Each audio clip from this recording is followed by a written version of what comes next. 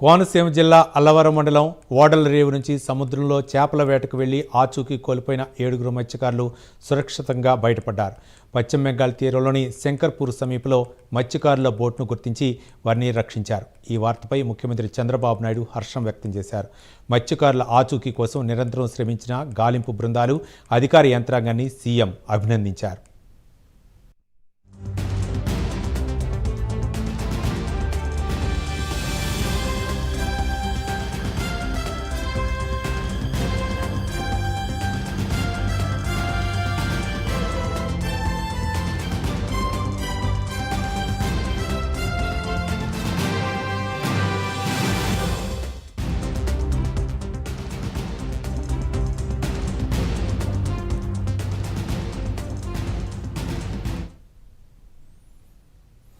ఈ నెల 3న 7 మత్స్యకారులతో సముద్రంలోకి వెళ్లిన బోటు సాంకేతిక లోపంతో పనిచేయక గాలుల కారణంగా ఇతర ప్రాంతానికి కొట్టుకుపోయింది.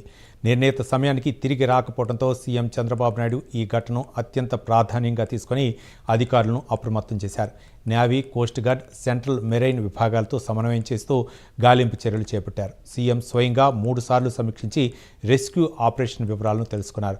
చివరకు శంకర్పూర్ సమీపంలో బోటుతో పాటు 7 మత్స్యకారులను సురక్షితంగా గుర్తించారు. ప్రస్తుతం వారిని స్వస్థలాలకు తీసుకువచ్చేందుకు అవసరమైన అన్ని చర్యలు తీసుకోవాలని అధికారులను సీఎం ఆదేశించారు.